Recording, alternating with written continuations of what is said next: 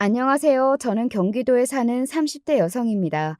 원래는 결혼해 남편과 딸아이 하나 이렇게 셋이 함께 살고 있었는데 지금은 딸아이와 저 이렇게 두 식구가 함께 살고 있네요.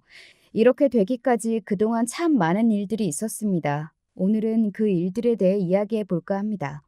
저는 이른 나이에 결혼했습니다. 엄청나게 이른 건 아니었지만 그래도 제 친구 중에서는 가장 이른 나이이긴 했어요. 24세 했거든요. 공부를 그다지 잘하는 편이 아니었기 때문에 전문대를 나와 일찍 취업했습니다. 물론 그다지 좋은 회사는 아니었어요. 그리고 거기서 남편을 만났습니다. 남편은 저보다 7살이 많았어요. 당시에 31였습니다. 그리고 제가 다니던 회사의 정직원이었어요. 남편은 그래도 나름대로 서울에 있는 4년제 대학을 나와 그 회사에서는 그런대로 엘리트 대접을 받으며 다니는 사람이었습니다. 당시 어렸던 저에게는 그런 남편이 굉장히 멋있어 보였던 기억이 있네요. 남편은 저와는 달리 집안이 중상층 정도는 되었어요. 저는 굳이 따지자면 조금 못 사는 편에 속했거든요. 아버지는 공장을 다니셨고 엄마는 집에서 부업을 하는 그 정도 말입니다. 밥을 굶는다든지 그만큼은 아니었지만 늘 돈에 쪼달리듯 살아갔고 어딘가 늘 부족한 그런 집이었어요. 반면 저희 시댁은 경기도에서는 그래도 조금은 비싸다는 아파트에 시아버지도 대기업을 다니셨고 시어머니도 오랜 시간 직장을 다니셨습니다. 남편은 그런 집의 외동아들이었고요. 대단히 잘 살거나 대단히 무언가가 있는 집은 아니었지만 제 눈에는 충분히 잘 사는 그런 집이었어요. 딱히 부족함이 없는 삶, 돈이든 뭐든 무언가에 쫓기지 않는 삶. 그런 삶을 사는 게 제 인생의 큰 목표 중에 하나였거든요. 그래서 남편과 결혼했습니다. 물론 좋아하는 마음도 있기는 했지만 그보다 안정적으로 살고 싶다는 마음이 더 크기는 했던 것 같아요. 따지고 보면 저도 순수한 마음으로 결혼을 한 게 아니기는 하죠. 그래도 남편을 좋아했습니다. 그런 마음이 하나도 없었다면 결혼까지는 하지 못했을 거예요. 솔직히 저는 그런 생각도 하기는 했던 것 같습니다. 저와 남편이 7살이 차이가 나고 제가 훨씬 어리니 그게 무기가 되어서 이 정도의 조건 차이는 괜찮을 거라는 그런 생각 말입니다. 하지만 시어머니에게는 그렇지 않았나 보더라고요. 너는 어디서 이런 애를 데리고 왔니? 여자 보는 눈은 네 아빠를 안 닮고 네 할아버지를 닮았어. 왜? 처음 보는 사람 앞에서 제가 마음에 들지 않는다며 시어머니는 그렇게 말했었습니다. 솔직히 저는 굉장히 충격적이기는 했던 것 같아요. 아무리 사람이 마음에 안 들기로서니 처음 보는 사람을 눈앞에 앉혀두고 어떻게 그런 말을 할 수가 있지? 라는 생각이 들었었거든요. 제가 사랑하는 사람이에요. 저는 이 사람이랑 결혼할 겁니다. 하지만 남편이 숙이지 않았어요. 남편이 저를 참 많이 좋아했거든요. 물론 그때 당시 이야기입니다. 지금은 죽이고 싶을 만큼 믿지만요. 나는 이런 얘 며느리로 못 본다. 그러면 저는 평생 혼자 살겠네요. 이 자식이? 당시에 남편 나이가 30이 넘었었고 솔직히 나이로 보면 결혼이 급한 건 남편이지 제가 아니었어요. 시어머니는 결국 허락할 수밖에 없었습니다. 하나밖에 없는 외동아들이 저 아니면 평생 혼자 살 거라는데 어떡해요. 허락할 수밖에요. 시어머니와의 관계가 좋지만은 않을 거라는 건 당연히 예측할 수 있는 일이기는 했어요. 하지만 저는 남편을 믿었습니다. 그때 저와 결혼을 하기 위해 시어머니에게 자신의 할 말을 단호하게 제대로 했던 남편의 모습을 보면서 앞으로도 이렇게 나를 지켜줄 거라고 정말 믿어 의심치 않았었거든요. 그때 의심을 했었어야 했는데 지금 와서 돌이켜보면 제가 사람을 참 쉽게 믿었었던 것 같아요.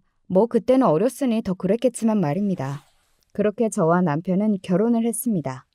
우리 집에서도 마냥 좋아하던 건 아니었어요. 특히 엄마가 걱정을 많이 하셨었습니다. 아직 애가 어린데 너무 빨리 보내는 건 아닌지. 제가 결혼을 너무 일찍 하는 것 같다고 세상 물정을 너무 모를 때 섣부른 선택을 하는 건 아닌지 몹시 염려하셨어요.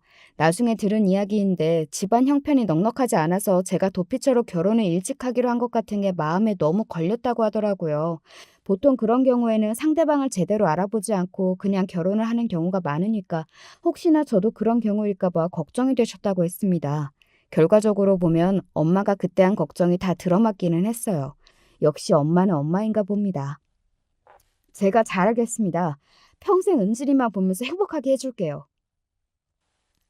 엄마는 끝까지 그런 남편의 모습을 썩 믿어하지는 않으셨다고 나중에 이야기하시더군요. 말을 번지르르하게 잘하는 게 꼭 아버지를 닮았다고 말이죠. 엄마는 늘 아버지랑 결혼을 한 걸 후회하셨거든요. 하지만 아빠는 남편을 상당히 마음에 들어 하셨습니다. 그래, 사내라면 이런 결단력과 용기가 필요하지. 자네 같은 사람이라면 내가 믿고 우리 딸을 맡길 수 있을 것 같네. 둘이 아주 죽이 잘 맞는다고 당시에 그렇게 생각했던 것 같아요. 그게 불안하기는 했습니다. 저희 아버지를 제가 싫어했거든요. 가부장적이고 가족들을 자기가 부리는 사람들쯤으로 아는 그 태도 같은 것들 말입니다. 그래도 당시에는 그런 사람이라고 믿지 않았어요. 뭐 그러니까 결혼까지 할 수 있었던 거겠지만요. 당시에 이런 사람이는 걸 알았으면 제가 어떻게 결혼을 할 수 있었겠어요? 시어머니는 엄청나게 반대하시던 태도와는 달리 막상 결혼을 진행하는 과정에서는 그렇게 골지를 하지는 않으셨어요. 다만 한 가지 저도 걱정하고 엄마도 걱정한 조건을 하나 거시기는 하셨습니다. 당분간은 제가 애들을 데리고 사는 게 어떨까 합니다만. 네? 지금 당장 분가를 시키는 것보다 우리 애도 조금 더 돈을 모으고 또 며느리랑도 친해질 수 있기도 하고 여러모로 같이 사는 게 좋을 것 같아서요.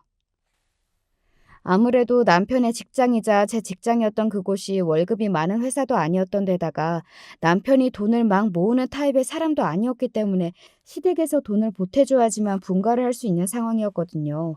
그런데 시댁에서 일단은 당장 자신들도 그 정도의 여유는 없으니 데리고 있으면서 상황을 좀 보다가 남편이 돈을 모으고 또 자신들이 조금 더 보탤 수 있을 때 나가 사는 게 어떻겠냐고 한 겁니다.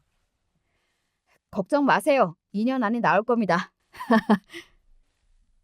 남편이 그렇게 말하는데 거기서 제가 싫다는 말을 어떻게 할 수 있었겠어요.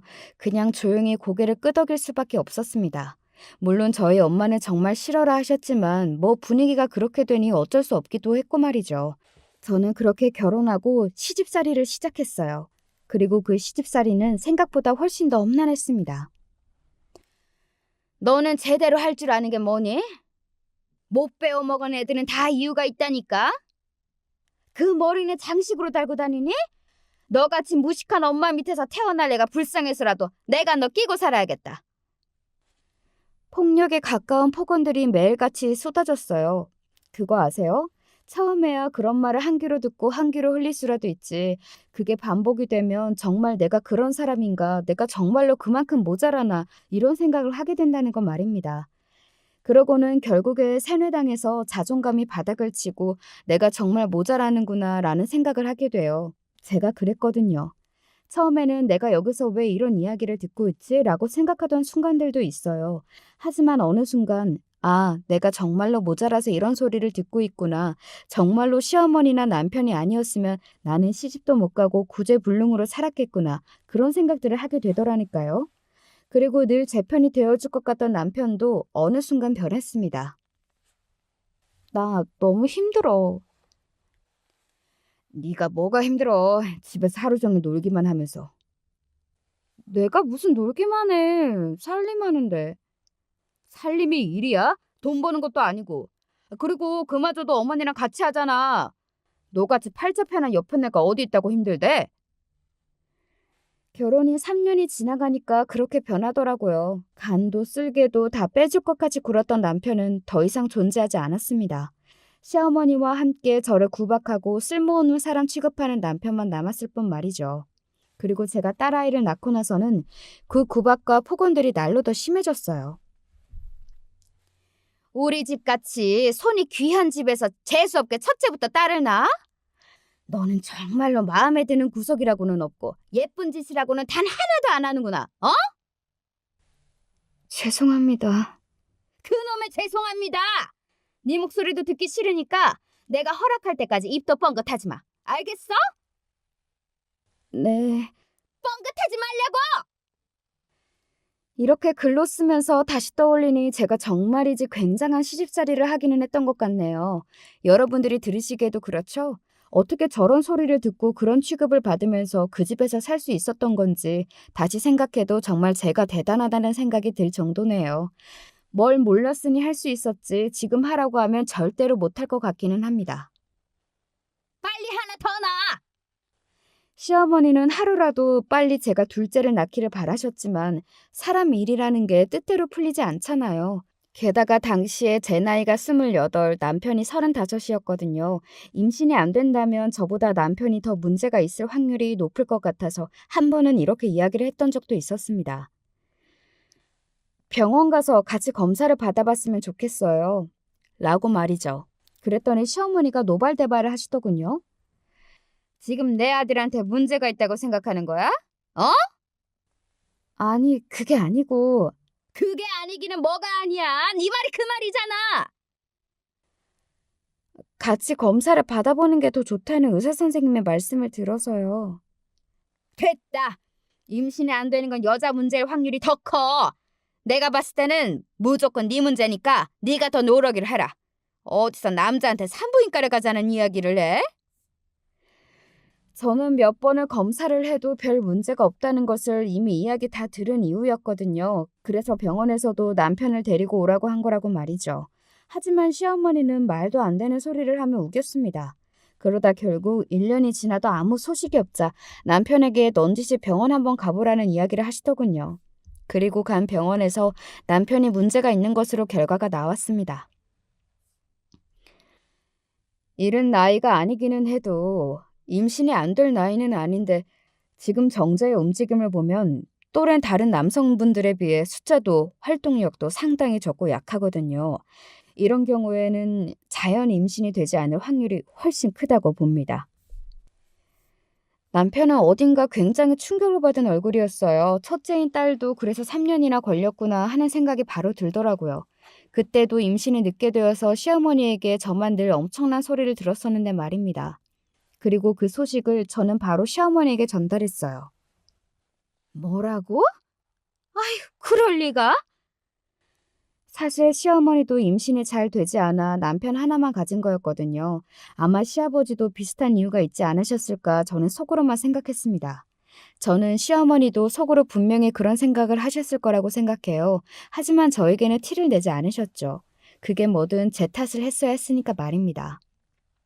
그러게, 첫째는 아들을 낳았어야지. 그러면 둘을 못 낳아도 아무런 상관이 없었잖아. 왜 딸을 낳아서는? 아이고, 이를 어쩌면 좋아. 더 이상 애를 못 가질 수도 있는데 하나 있는 자식이 딸이라니. 이제는 그렇게 제 탓을 하시더군요. 그리고 나서 저와 남편은 시험관 시술을 몇 번 받았지만 아이가 쉽사리 들어서지는 않았습니다. 지금 생각해보면 제 몸이 많이 망가지기는 했어도 그때 아이가 들어서지 않은 게 천만다행이라는 생각도 드네요. 지금 저와 제 남편이 어떻게 헤어지게 되었는지를 생각해보면 말입니다. 아이를 가지지 못하는 날들이 길어질수록 시어머니는 저에 대한 폭언과 괴롭힘이 점점 더 심해졌고 저는 정말 하루하루를 버틴다는 마음으로 살았던 것 같습니다. 어느 정도였냐면 만약 저에게 딸아이가 없었다면 저는 진작에 그 집을 뛰쳐나오거나 좋지 않은 선택을 했을지도 몰라요. 그 정도로 저를 향한 시어머니의 괴롭힘은 심했습니다. 아들도 못 낳은 게 어디서 앉아서 밥을 먹어? 아들도 못 낳은 게 지금 잠이 오니? 이런 먹고 자는 문제로도 시비를 걸고 괴롭히기 시작하니 정말 눈물이 나오더라고요. 사람이 왜 절대로 이런 걸로는 건드리지 말아야 한다, 뭐 그런 것들이 있잖아요. 그 중의 것들이 바로 먹고 자는 문제고 말입니다. 하지만 시어머니는 정말이지 그런 것에서도 거리낌이라고는 없으셨습니다. 그때쯤이었던 것 같아요. 언젠가 내가 이 집을 나가게 되는 날이 올지도 모르겠다 생각하고 그날을 꿈꾸기 시작한 게 말입니다. 그래서 저는 시어머니가 저를 학대했다는 증거 같은 것들을 하나둘 모으기 시작했습니다. 언젠가 쓸모가 있을 거라고 생각했거든요. 그리고 바로 그 즈음에 또 이런 일이 있기도 했어요. 요즘 집에 왜 이렇게 늦게 들어와? 회사 일이 많다고 했잖아. 내가 그 회사를 몰라? 그 회사는 이렇게 사람 오래 잡아두는 회사인 거 나도 잘 알아. 저도 결혼 전에는 남편과 같은 회사에 다녔잖아요. 그런데 말도 안 되는 소리들을 늘어놓으며 이상한 말들을 해대더라고요. 그러다가 논리적으로 막히면 이렇게 버럭 소리를 질렀습니다. 어디 집안이라는 여자가 남자 밖에서 하는 일을 이렇다 저렇다 말을 못해? 내가 그렇다면 그런 거지. 이런 식으로 말이죠. 정말 너무 꺼림칙했습니다. 그래서 하루는 남편이 자던 날 남편의 지문으로 휴대폰 잠금 장치를 풀고 그 안의 내용들을 확인했어요. 아니나 다를까 바람이 났더군요. 그때 제 나이가 30을 넘어서고 있었고 남편은 40이 다 되어가던 나이였습니다. 그런데 20대 여자랑 바람이 난 것 같더라고요. 이번에도 회사의 직원인 것 같았습니다. 정직원은 아니고 계약직 직원 말이죠. 그 여자와 주고받은 카톡의 내용들을 보면서 분노보다는 슬픔의 감정이 먼저 저를 덮쳤던 것 같아요. 그 여자에게 하는 모든 말이 남편이 과거에 저에게 했던 말들과 거의 비슷했거든요. 너의 힘듦을 알고 나는 그것까지 다 포용해서 너를 사랑하고 뭐 그런 이야기 말입니다. 내가 집에서 살림만 하는 여자가 되어서 이제는 더 이상 젊고 아름답지 않아서 나를 이렇게 홀대하나 하는 생각이 여자로서 비참한 기분이 들기도 했던 것 같아요. 언젠가 남편이 이런 이야기도 했었거든요. 아무리 집에서 살림만 한다고 해도 이렇게 너무 후줄근하게 있는 건 아니지 않아? 어디 나갈 것도 아닌데 그러면 뭐 차려입고 화장하고 그러고 있어야 해? 왜? 내가 보잖아. 나는 아직 내 아내가 예뻤으면 좋겠는데? 내가 그럴 시간이 어딨어. 아침 5시부터 일어나서 아침 차려야 하는데. 아이고 됐다 됐어. 내가 너한테 무슨 말을 하니? 아니, 현실적으로 말이 안 되는 이야기를 하니까 그렇지. 제 생각인데 남편은 이미 그때부터 그 바람난 여자를 마음에 두고 있었던 것 같아요. 그러니까 사사건건 저랑 비교했던 거죠. 그 여자는 예쁘게 하고 회사에 출퇴근하는데 저는 아줌마가 되어서 집에서 살림을 하고 있으니까 말입니다. 서러웠습니다.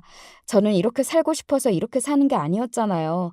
분가시켜준다던 그 인연은 이제 훨씬 지나다 못해 그 말은 언제 있었는지 흔적도 없이 사라져버렸고 제가 관련 이야기만 꺼내면 돈도 없고 돈도 못 벌어오는 년이 그런 이야기 한다고 속표해서 좋겠다고 막말이나 듣고 살면서 새벽 5시에 일어나 밥을 차리고 시어머니가 시키는 온갖 잡다한 일과 폭언과 괴롭힘을 받으며 시집살이 하고 있는데 말입니다. 아무 의미가 없다는 생각을 그쯤에 했던 것 같아요. 내가 여기서 이러고 살 의미도 왜 이러고 사는지도 말입니다. 남편의 휴대전화에 있는 그 바람의 증거들을 제 휴대폰으로 옮긴 다음 그때부터 본격적으로 어떻게 하면 한 푼이라도 더 받고 이 집을 나갈 수 있을지 궁리를 시작했던 것 같습니다. 그냥 나가서 딸아이와 둘이 함께 살 엄두가 나지 않았고 게다가 저는 그간 남편과 시어머니에게 당한 게 억울해서라도 그냥 그 집을 순순히 나갈 수 없었어요. 그렇게 이렇게 저렇게 머리를 굴리고 있던 어느 날이었습니다. 어머니, 저 강남 아파트 청약 당첨됐어요. 뭐? 그게 정말이냐? 어머나 어머나 세상에 이런 복이. 남편이 강남에 있는 아파트에 청약 신청을 넣었는데 당첨이 된 겁니다. 그 아파트는 저도 알고 있는 아파트였어요. 당첨만 되면 로또나 다름없다고 주변에서도 너도 나도 넣었던 아파트였습니다. 그런데 남편이 됐더라고요.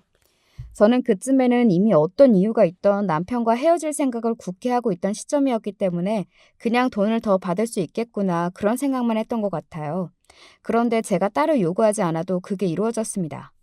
하루는 시어머니가 저를 부르더군요. 그러고는 이렇게 말했습니다.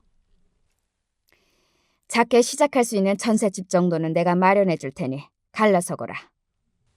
굉장히 선심 쓰는 듯 그렇게 말하면서 남편과 이혼하라고 하더군요. 알고 봤더니 시어머니는 남편이 다른 여자를 만나고 있다는 사실을 다 알고 계셨습니다. 그리고 남편이 그 여자와 새 출발을 하고 싶어 한다는 것도 말이죠.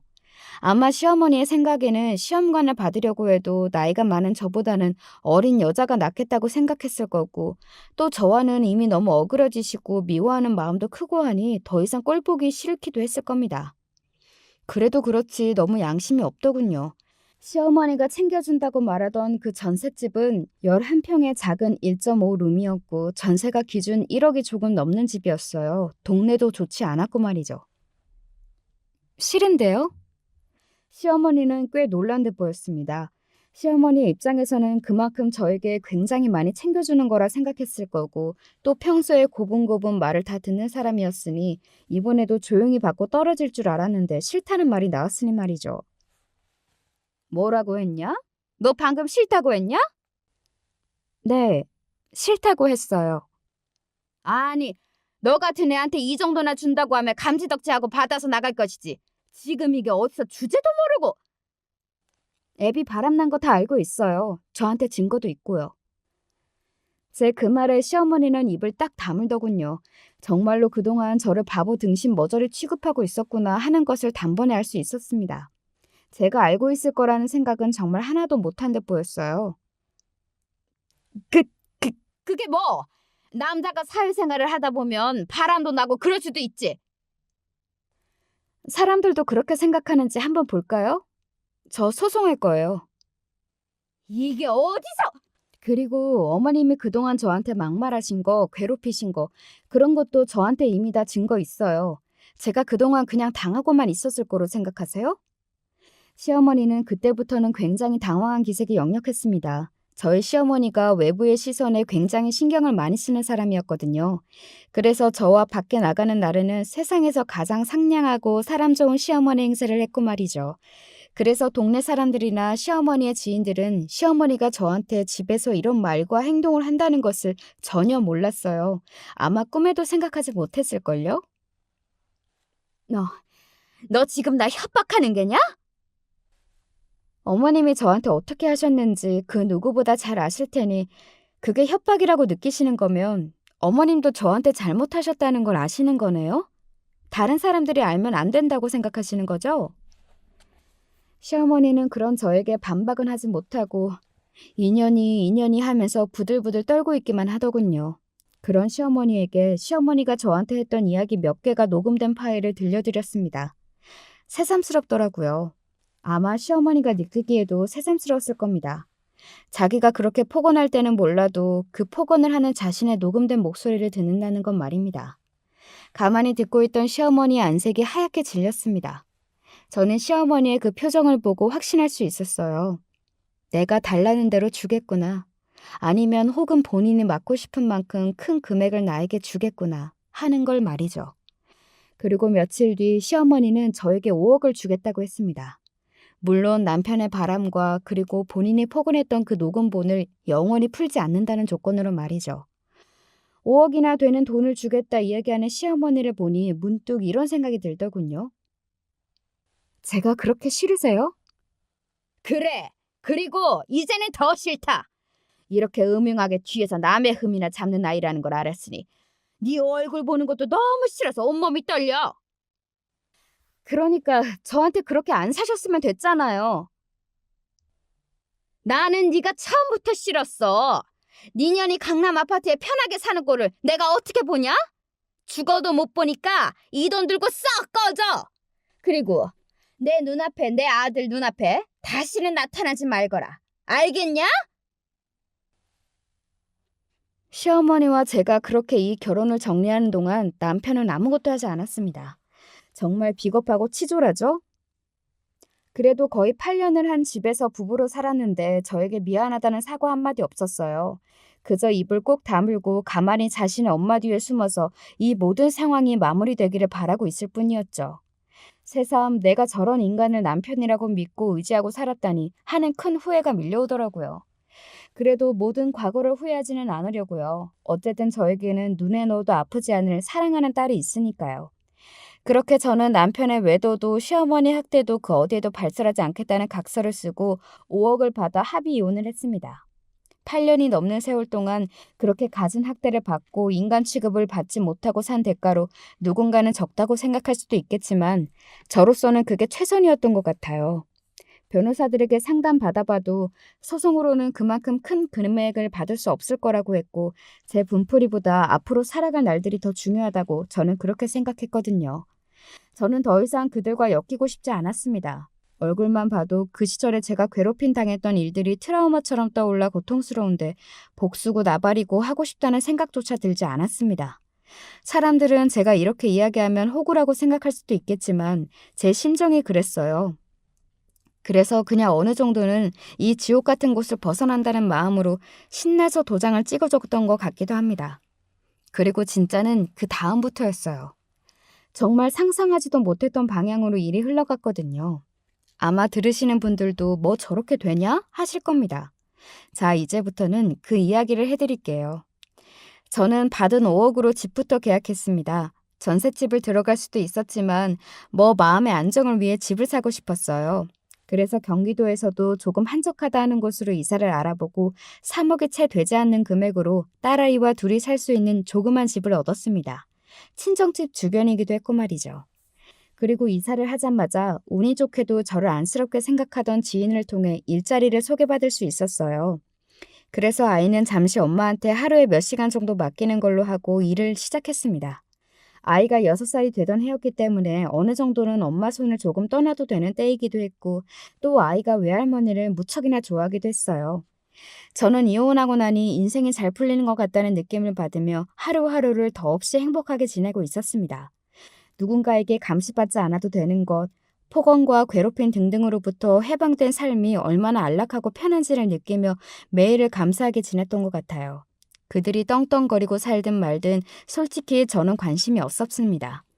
당시에 제가 무척이나 행복했거든요. 그래서 다 괜찮았어요. 하지만 옥보라는 건 있고 천벌이라는 건 있는 것 같더라고요. 얼마 지나지 않아 들려온 그들의 소식은 저로서도 놀랄 만큼 충격적이기는 했습니다.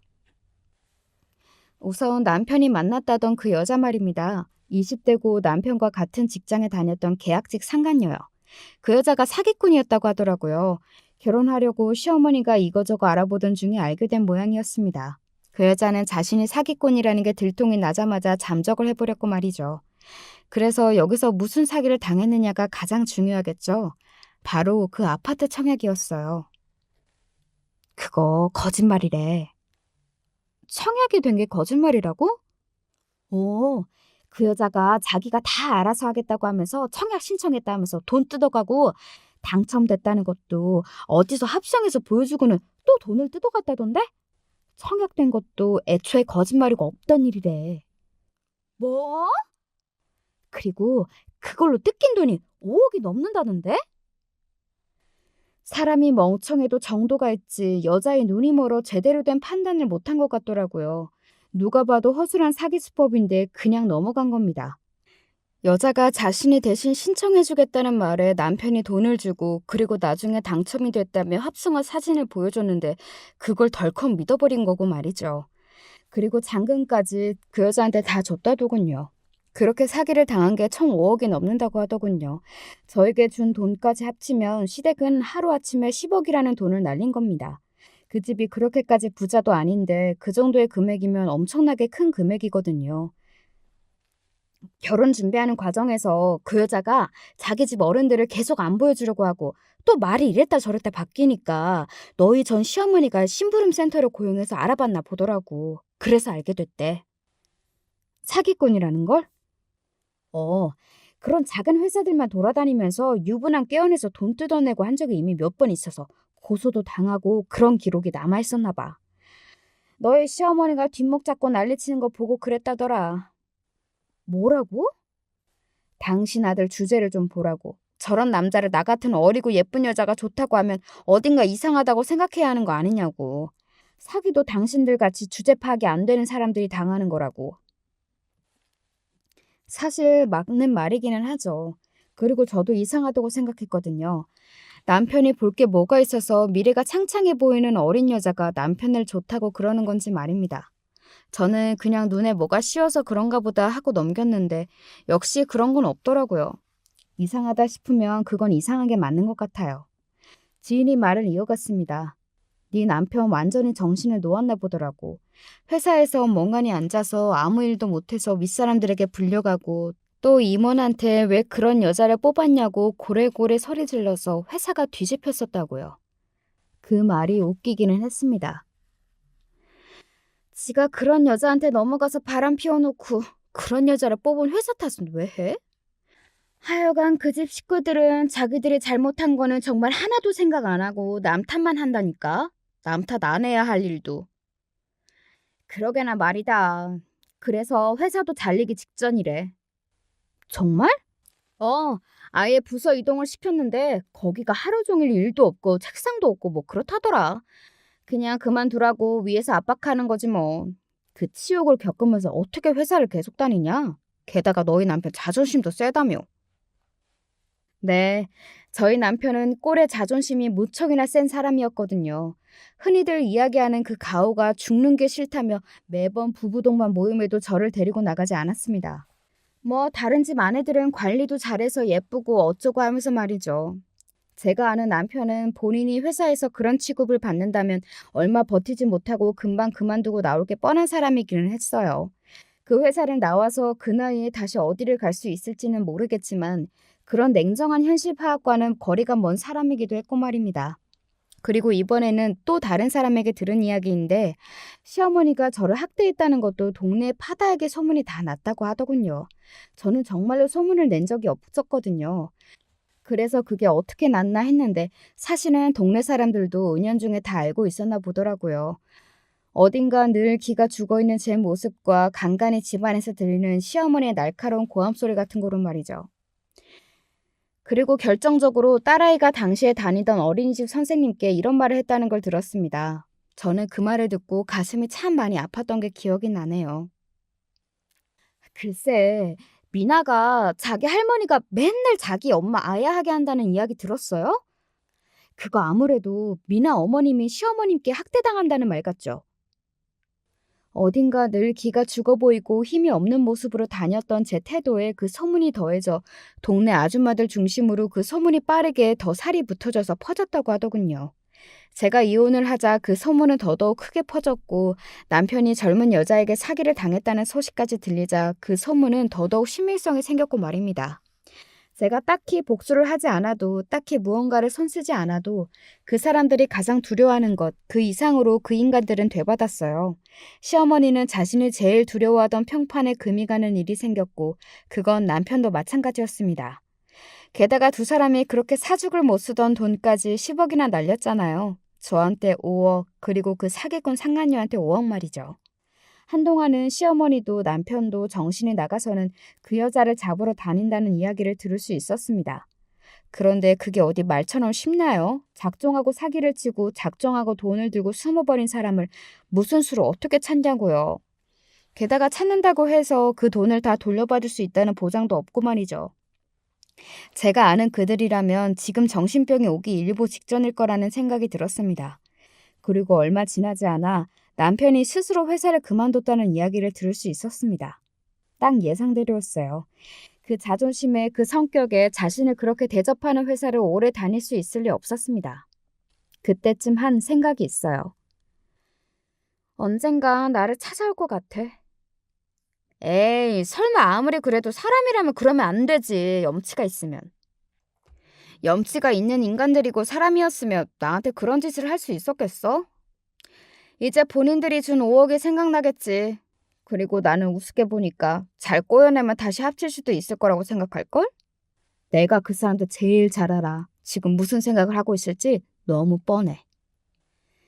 그리고 저의 그 예상은 바로 적중했습니다. 지인과 그런 내용의 대화를 나눈 지 얼마 지나지 않아서 시어머니와 남편이 저를 찾아왔거든요. 전혀 놀라지 않았어요. 오히려 올 것이 왔구나 하고 생각했지 말입니다. 예상하고 있던 바였으니까요. 여보, 내가 미안해.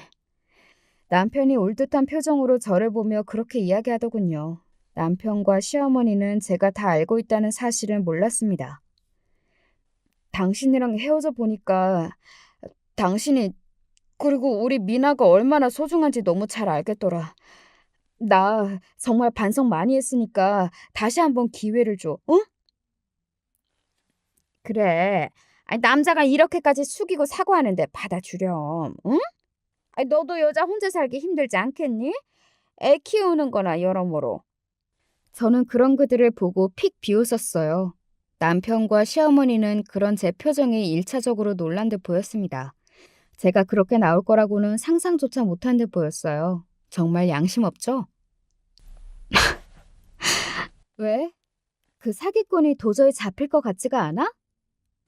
그런 제 말에 남편이 움찔하더군요. 시어머니도요. 당신이 그걸 어떻게... 당신은 내가 아직도 아무것도 모르는 사람처럼 보여?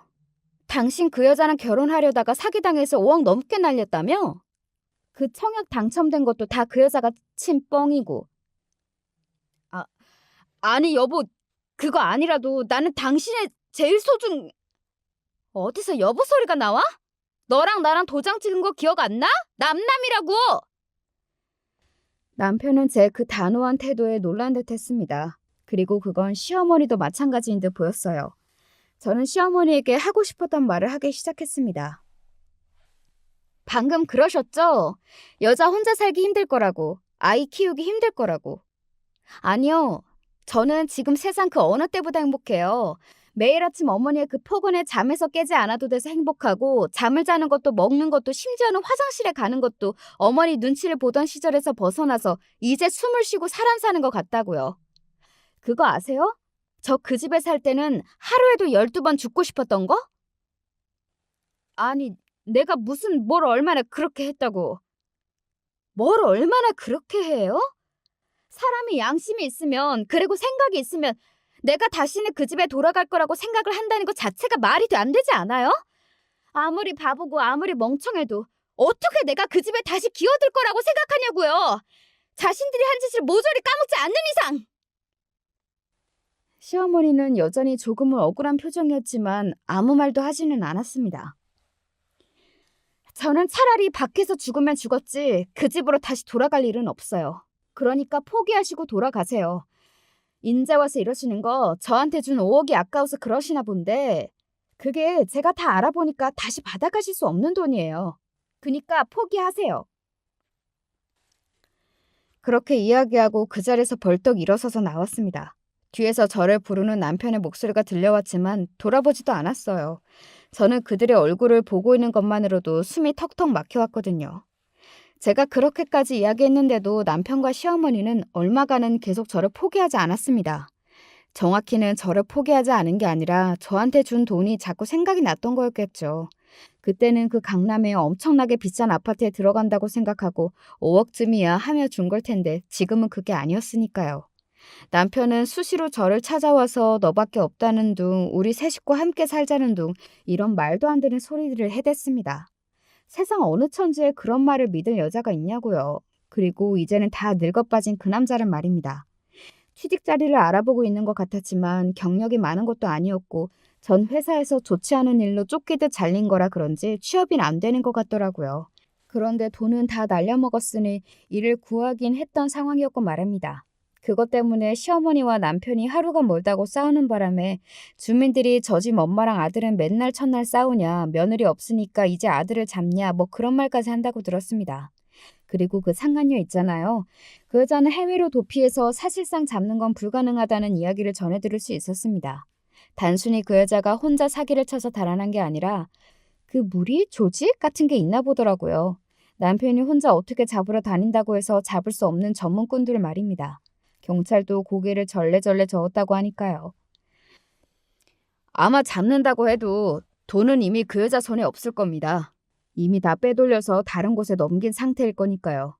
이런 전문꾼은 잡는다고 해도 돈을 받을 수 있는 확률은 거의 없다고 보시는 게 맞아요. 그 말을 듣고 시어머니와 남편이 절망했다고 들었습니다. 시어머니는 경찰서 바닥에 주저앉아서 땅을 치며 울었다는 이야기도 전해 들었고 말이죠. 이런 걸 보면 업보라는 게 정말로 있나 싶기도 해요. 그리고 또 그런 게 있다고 느낀 것 중에 하나는 바로 이거였습니다. 너 들었니? 뭘? 너 사는 집 거기 재개발 들어간대. 제가 이혼을 하는 조건으로 5억을 받아 샀던 그 집 말이에요. 원래는 거기가 재개발 구역이 아니라 다른 곳이라고 소문이 돌아서 다른 곳의 집값은 엄청나게 뛰고 상대적으로 저희 집이 있는 곳은 값이 내려가서 제가 더 싼 값에 살 수 있었던 거였거든요. 그런데 소문이 돌던 그 구역이 아니라 저희 집이 있는 구역으로 발표가 났다는 겁니다. 그것도 저희 집이 정말로 한가운데 중심가였어요. 거의 7배가 넘는 보상금을 받게 될 거라고들 하더군요. 제가 살고 있던 집은 위치가 좋아서 더 받게 될 수도 있다는 이야기를 들을 수 있었습니다. 그게 거의 10억에 가까운 돈이었어요. 내가 그동안 너무 고생해서 하늘이 나를 가엾게 여기고 이런 선물을 보내주시는 건가 하는 생각까지 들 정도였습니다. 그 재개발뿐만 아니라 이혼하고 정말 모든 게 잘 풀렸었거든요. 심지어 친정 부모님마저도 말입니다. 친정 부모님이 살던 집도 바로 옆에 도로가 생기면서 가격이 3배가 뛰었거든요. 저도 지인이 소개해준 그 직장에서 일을 굉장히 잘한다는 이야기를 들으며 연봉까지 협상할 수 있게 되었으니까 말이죠. 정말 행복한 나날들이었습니다. 진작에 왜 이혼하지 않았는지, 뭐가 그렇게 겁이 났던 건지, 과거에 제가 정말로 바보 같고 한심하다고 여겨질 정도로 말이죠. 그리고 그 재개발 소식은 얼마 지나지 않아 시어머니의 귀에 들어갔습니다. 득달같이 저를 찾아왔거든요. 내가 준 돈으로 그렇게 큰 돈을 벌게 된 거니까 나한테도 나눠줘야지 않겠니?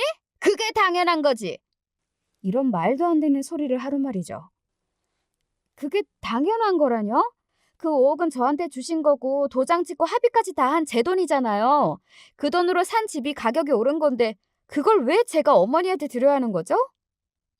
어머머머머, 얘 말하는 것 좀 봐. 양심이 없네. 제가 양심이 없다고요? 어디 한번 동네 사람들 다 불러놓고 이야기해 준 다음에 누가 더 양심이 없는지, 지금 누가 억지를 부리고 있는 건지 물어볼까요? 너 이렇게 독한 애였니? 제가 독한 게 아니라 어머님이 너무 말도 안 되는 이야기를 하시는 거잖아요. 지금 무슨 소리를 하고 있는지 본인이 자각하고 있긴 하세요?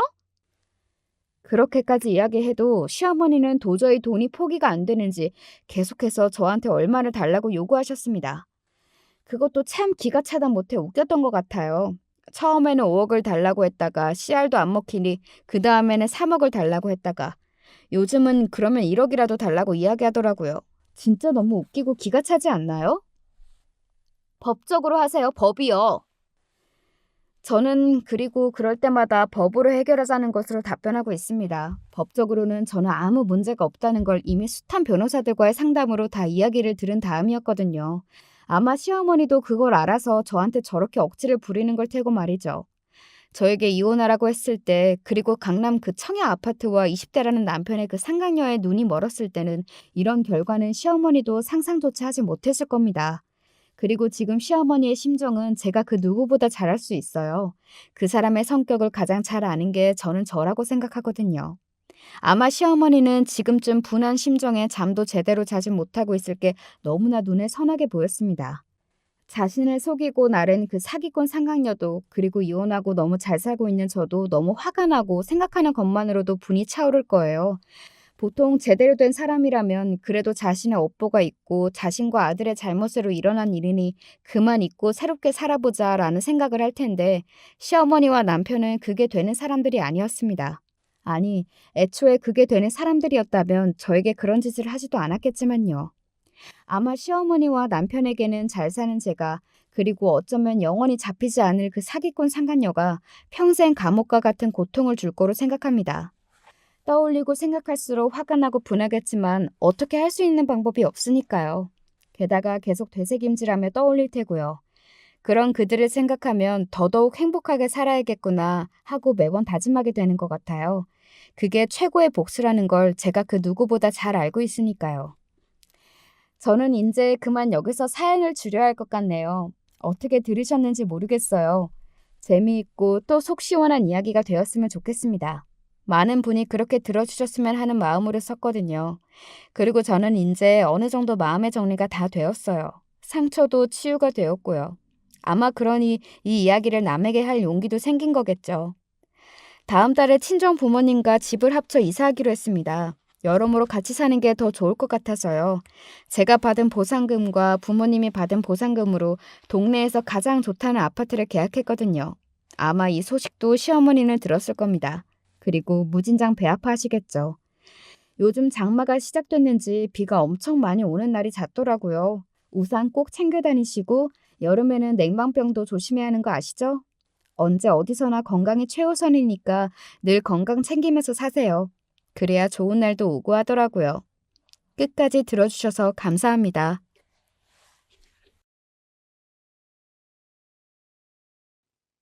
안녕하세요. 저는 서울 중랑구에 살고 있는 30대 초반 여자입니다. 개인적으로 좀 심한 일을 당했는데 전 괜찮을 줄 알았지만 주변에선 자꾸 심리치료나 병원을 다녀보라고 해서요. 저도 어딘가 하소연하고 싶기도 하고 해서 용기 내어 한번 얘기해 봅니다.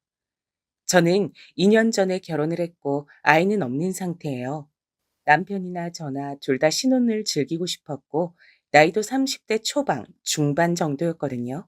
그래서 어른들도 그닥 조급해하진 않으셨어요. 어머니 한 분 빼고는 말이죠. 암만 세상이 바뀌었다 해도 나는 잘 모르겠다. 주변 보면 30 넘은 며느리 둔 애들은 그렇게 마음고생들을 해. 애기가 너무너무 안 생겨서 그렇게 피눈물을 흘린다더라. 뭐 우리 아들이야 남자라 상관없다지만 갖고 싶을 때 안 생기면 너만 고생이잖니. 안 그래? 아, 네. 어머니 말씀도 맞죠. 네네. 저희도 생각이 아예 없는 건 아니라 마음은 있어요. 너무 걱정 안 하셔도 돼요, 어머니. 저는 간단하게 말을 맺었고 어머니는 저의 이런 반응을 탐탁치 않아 하셨어요.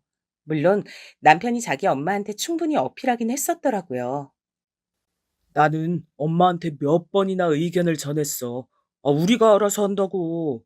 그러니 우리 둘 다 있는 상황에선 얘기를 못 하시나 봐. 나 없을 때 자기한테 그러셨나 본데 당신이 듣고 적당히 좀 넘겨주라. 어른들은 그냥 결혼하면 바로 손주 보는 줄 아시잖아. 남편도 이렇게 양해를 구했고 저도 별로 크게 스트레스가 되진 않았어요. 어차피 시댁과 우리 신혼집은 먼 편이었고 별로 접촉할 일도 없었거든요. 그리고 뭐랄까, 전 결혼하면서 크게 환경이 바뀐 게 없었답니다. 친정도 가깝고 대학 때부터 친하게 지내던 친구는 여전히 집 근처에 살고 있었어요. 자주 만났고요. 지금부터 이 친구 이야기로 쭉 끌고 나갈 예정이니 잘 들어주시면 좋을 것 같아요. 이 친구는 대학 때 만났고 이름은 지영이에요. 그때부터 얼굴도 화려하게 이쁘고 늘 남자친구가 있었죠. 그런데 매번 인기도 딱히 없고 연애도 별로 안 해본 제가 얘보다 먼저 결혼을 했고요. 그걸 많이 서운해하더라고요. 미숙이 너? 이렇게 빨리 결혼할 줄 몰랐어, 정말. 그 오빠가 그렇게 좋아? 그리고 뭐가 급해서 빨리 하냐? 연애도 실컷 하다가 결혼해야지. 내가 볼 땐 너 전에 만났던 남자애가 훨씬 괜찮은데 말이야. 지금 오빤 너무 늙어 보여. 지영이는 이렇게 딴지를 걸 정도로 꽤 서운했던 모양이에요. 나 어차피 결혼해서 얼마간은 애기 안 갖고 똑같이 생활할 거야. 우리도 계속해서 만나면 되지. 네 남자친구랑 넷이서 자주 보자. 우리 남편도 네가 나랑 제일 친한 친구인 거 아니까 잘해주고 싶어 해. 다 같이 한번 보재. 이 말처럼 결혼한 뒤 얼마 안 돼서 우리 신혼집에서 다 같이 모였는데요. 지영이는 저희 집 곳곳을 둘러보면서 무척 부러워하더라고요. 우와, 집 너무 이쁘다. 나도 이런 곳에서 살고 싶다, 자기야. 미수가, 여기 위층이나 아래층이나 이사 가면 꼭 말해줘. 나도 남친이랑 결혼해서 여기 살고 싶어. 오빠, 진짜 능력 좋으시다. 오빠 진짜 너무 멋지세요. 이런 집을 선물하시다니. 미숙이 진짜 복이 많네요. 지영이는 이렇게 내내 감탄하면서 자기 남친 옆구리를 푹 찌르기도 하고 제 남편에게도 멋지다며 박수를 쳐대기도 했답니다. 사실 이 집은 남편이 홀로 다 준비해서 들어온 건 아니고 저희 친정에서도 40%는 보태주셨거든요. 그런데 이 부분은 지영이가 어찌 생각할지 몰라서 굳이 얘기하진 않았어요. 예전부터 약간 승부욕이 있는 애였거든요. 나는 돈이나 뭐나 자랑하는 사람들 너무 싫더라. 그거 다 지들이 그 부분에 부족한 게 있고 열등감 있으니까 그런 거야. 멀쩡한 사람들이 자랑하고 그럴 게 뭐 있어? 그리고 아까 걔 말이야. 지 가방이랑 지네 집 돈 얼마나 많은지, 결혼식은 어디서 하는지 그런 말 하는 거 진짜 꼴보기 싫었어. 누가 물어는 봤냐고. 이처럼 특정 주제나 돈 관련해서 이런 말들 나오면 되게 싫어하는 분위기였어요. 제가 알기로 얘네 집도 엄마가 건물을 갖고 계시는 걸로 아는데 아무튼 본인보다 잘나 보이는 사람을 좋아하진 않았어요. 그런 건 그냥 친구로서 하나의 특징으로만 알고 넘겼는데요. 이 무렵 때가 저와 지영이 사이가 가장 좋았던 가장 보기 좋은 시대에 막이 내리는 때였다는 걸 전 몰랐네요. 왜냐하면 얘랑 저는 거의 10년 가까운 친구였고 우리 엄마도 얘를 무척 예뻐하셨거든요. 근데 뭐랄까, 친정 엄마들에겐 어떤 예감이라도 있는 걸까요?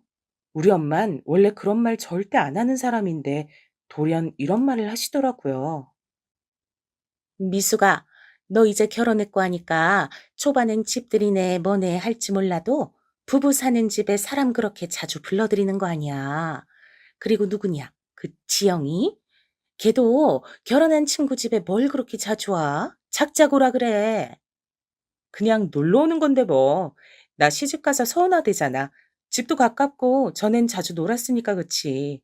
엄마 지영이 좋아했으면서 왜 그래? 그게 암튼 뭐 그러는 거 아니야 어쨌건. 애인들끼리 있을 때 만나는 것도 아니고 남편이 있는데 알아서 자중을 해야지. 아유, 걔는 걔네 엄마가 그런 것도 안 가르친다니. 엄마는 묘하게 마음에 안 든다는 식으로 말을 하더라고요. 아무튼 저는 크게 신경은 안 썼고 지영이는 저희 집에 일주일에 한 번 정도는 왔었는데요. 저희 어머니랑 마주친 날이 있었어요. 근데 이땐 저도 약간 좀 고개를 갸우뚱하게 되더라고요. 우리가 아무리 친구지만 이건 왜 그러지 싶었는데 제가 예민한 걸까요? 어머, 어머, 미숙이 어머님이시구나. 아, 그럼 창호 오빠 어머님이신 거죠? 우와, 진짜 창호 오빠랑 어머님이랑 너무너무 닮으셨다. 오빠가 어머니 닮아서 그렇게 잘생겼던 거네요. 이렇게 뵈니까 너무너무 반가워요. 저는 평소에 어머니에게 꽤 무뚝뚝하고 일상적인 대화를 잘 안 하는 편인데요. 지영이가 저희 어머니께 착 달라붙어서 조잘조잘 수다를 떠는 거예요. 친구 시어머니인데 저랑 우리 어머니 사이가 그렇게 좋은 것도 아닌데 약간 이상하게 느껴지더라고요. 저도 어머니라고 불러도 되죠? 미숙이랑 창호 오빠 둘 다 아는 사이고 오빠 어머님이시니까요. 여기 같이 앉으세요. 미숙아, 내가 커피 내릴까? 우리 아까 먹던 빵 그거 다시 잘 나오자. 여기 이 그릇 꺼내면 되지? 이러면서 되게 싹싹하게 구는데 평소 저희 엄마한테도 그러긴 했지만 이때 대상은 우리 시어머니잖아요. 보통은 그냥 인사하고 슬쩍 거리를 두지 않나요? 저희 어머니는 또 본인 며느리 같지 않고 입 안에 혀 마냥 살갑게 구는 지영이를 보고 그게 마냥 기분 좋으셨나 봐요. 같이 앉아서 얘기를 하시는데 아예 대놓고 이렇게 말씀하시더라고요. 아이고, 맨날 딱딱한 우리 며느리 옆에 이렇게 재간둥이 친구가 있었네. 아가씨는 얼굴도 그렇게 이쁘게 생겨서 어쩜 이렇게 상냥하고 착해? 내가 얘네 집 와서 여기 앉아서 대접받아 보긴 또 처음이네. 아들네 와서도 맨날 문 앞에 반찬만 놓고 갔는데 말이야. 이거 참 의도치 않게 저라는 사람을 가운데 두고 뭔가 지영이랑 비교되어지고 있는 거예요. 지영이는 곧장 저를 감싸긴 했지만 이 흐름은 참 기분이 안 좋더라고요. 에이, 어머니, 그렇게 말씀하지 마세요. 우리 미숙이도 마음이 얼마나 따뜻한 앤데요. 저한테도 맨날 결혼 잘했다고 저보고 빨리 결혼하라 그랬어요. 너무너무 행복하다고 그랬고요. 앞으로 자주 오시면 되죠. 이거 빵, 이 부분 맛있어요. 드셔보세요, 어머니. 이런 식으로 앉아 있다 보니 어느새 저는 슥 일어나서 집의 다른 부분들을 정리하게 되었고 지영이는 저희 어머니랑 앉아서 우리 남편 얘기를 하고 있는데 참 너무 이상한 그림인 거예요. 본의 아니게 이때 제 안에서 묘한 감정이 들더라고요. 아무튼 어머니는 그렇게 1시간가량 앉아있다 집에 가셨는데요. 그날은 저도 바빠서 곧 나가느라 그럭저럭 잊어버렸어요. 헌데 며칠 뒤에 황당한 전화를 받은 거예요. 어머니로부터 말이에요. 응, 그래, 집이니? 그때 그 네 친구 말이야. 우리 집에다가 과일을 보냈더라고. 아, 저번에 나한테 뭐 어머니, 어머니 어쩌고 하면서 친하게 지내고 싶다고 뭐 보낸다더니 진짜 보냈지 뭐야. 이거 고맙긴 한데 나도 어떻게 답례를 해야 하나? 전화했는데 바쁜지 안 받네. 네가 대신 고맙다고 인사 좀 전해라. 전 이 내용을 듣고 순간 너무 놀랬고 곧장 전화해서 물어봤어요. 그랬더니 얘는 너무 발랄하고 밝게 반응을 하는 거예요. 응, 맞아. 그날 내가 어머니 형과까지 모시다 드리면서 번호도 교환했지. 에이, 왜? 창호 오빠도 내가 알고 너희 시어머니시니까 우리 할머니네 농장 사과 보내드리려고 연락처 받은 거야. 내가 말 안 했던가? 아마 바빠서 잊어버렸나 보다. 그런데 저는 이 반응이 왠지 마음에 안 들어서 약간은 가시가 돋은 채로 말을 하게 되었어요. 저기, 지영아. 암만 그래도 이건 내 개인적인 관계인데 너 마음은 알겠지만 난 시댁 같은 섬세한 관계는 그런 부분까지 친구랑 공유하고 싶지가 않아. 나랑 어머니 관계도 있고 다 각각 입장이 있는 건데. 게다가 나한테 말도 안 해줬잖아, 너. 나 되게 놀랐어, 어머니한테 듣고. 그러자 지영이는 세상도 별일 아니라는 듯 너무나 천진난만하고 밝게 바로 사과를 하는 거예요. 제가 어떻게 반응하는 게 좋았을까요? 어머, 어머. 난 진짜 뭐 너 곤란하게 할 뜻 아니었는데. 내가 너무 오지랖이 넓었나 봐. 그냥 너랑 창호 오빠 내가 다 좋아하는 사람들이니까 그런 건데. 내가 너 불편하게 했으면 이제 연락 안 할게. 미안, 미안. 이렇게 나오니 저도 불쾌했던 기분을 어떻게 더 해소하기도 그렇고 그냥 넘겼어요. 남편도 나중에 알았는데 제가 예민한 거라고 하더군요. 지영 씨, 워낙 활발하고 사람 좋아하잖아. 나도 아까 엄마가 전화해서 그 얘기 하더라고. 엄청 싹싹하고 밝대나. 아, 그냥 자기가 너무 뭐라고 그런 거 아니야? 말 맞다나 자기랑 나 생각해서 그랬다잖아. 친구가 좋은 마음으로 한 건데 괜히 어색해지게 그러지 마. 우리도 뭐 받은 셈이니까 담례나 하자. 이 말을 듣고 저도 제가 괜히 쫌생이처럼 군 건가 싶어 좀 불편해지더라고요. 여지껏 지내오면서 제가 싫은 소리를 그렇게 대놓고 한 적은 없었으니까요. 그렇게 해서 우리 남편과 셋이서 밖에서 저녁을 먹게 됐는데 전 이날 불러놓고 조금 후회하게 됐어요. 잠시 미안한 마음을 가졌던 게 무색할 정도로 이날 절 불편하게 만들었거든요. 오빠. 저 그래서 요즘 남친이랑 사이 별로 안 좋아요. 그날 오빠네 왔을 때도 표정 뚱한 거 있죠? 자기는 이런 집 해올 능력이 안 된다면서 그렇게 마음에 들면 창호 오빠한테 시집 가라고 화를 막 내는 거예요. 그래서 제가 그랬죠. 창호 오빤 이미 미숙이랑 결혼했는데 어떻게 하냐고요. 이 장난이 기분 나빴는지 지금 완전 삐졌어요. 그러자 남편은 순간 당황하는 듯 하더니 얼굴이 빨개지는 거 있죠. 저는 얘가 너무 무례하다고 생각했는데 왜 남편 반응은 저런 거냐고요. 이거 안 되겠네. 나는 몸이 하나인데 외동이라 닮은 동생 소개시켜줄 수도 없고 말이야. 그런데 그 친구도 참 주영 씨 정도면 남자들이 줄을 서고 앞다퉈 집해오고 뭐 해줄 텐데 그렇게 속 좁게 굴면 어떡해? 여자친구가 홧김에 확 헤어지자고 하면 어쩌게? 어느새 둘이 너무 이러쿵저러쿵 장단맞기 얘기를 하고 있었고 여기서 진짜 속 좁은 사람은 내가 아닌가 싶을 정도로 분위기가 좀 별나게 됐어요. 어머, 또 미숙이 놔두고 나랑 오빠만 얘기를 했네. 오빠랑 저랑 진짜 성격 잘 맞는 것 같아요. 벌써 시간이 이렇게 돼 버렸잖아. 아, 이제 그만 가야겠어요. 미숙아, 미안, 미안. 우리 얼른 일어나자. 나 내일 출근해야 돼. 이렇게 생글생글 웃는 지영이는 제 눈에 이제 더 이상 유쾌하고 밝게만 느껴지지 않았어요. 돌아오는 차 안에서 저는 왠지 모르게 끓어오르는 이상한 감정이 있었고 기분이 계속 나쁘더라고요. 더 속상했던 건 남편은 지영이를 내려주고 난 뒤 저의 이런 기분 상태를 전혀 알지 못하는 거예요. 아, 밥 진짜 배부르게 잘 먹었다. 그 식당에서 3시간씩 있어 본 거 처음이야. 집에 가면 바로 씻고 TV 좀 보다 자야지. 자긴 안 피곤해? 가서 자기 먼저 씻어. 나는 회사에 일이 아직 마무리할 게 있고 메일도 보내고 그렇게 좀 해야겠네.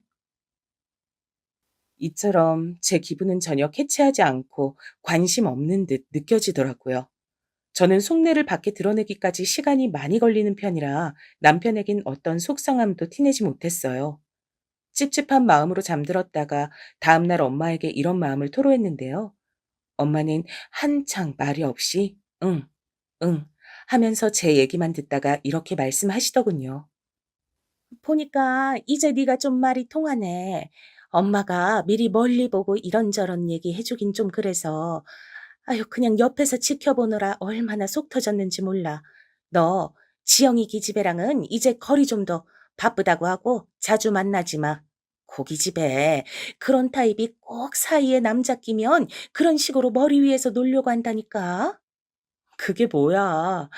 나도 기분 많이 나쁘고 별로긴 한데 엄마 말이 잘 이해가 안 가. 그렇게까지 나쁘게 봐야 돼?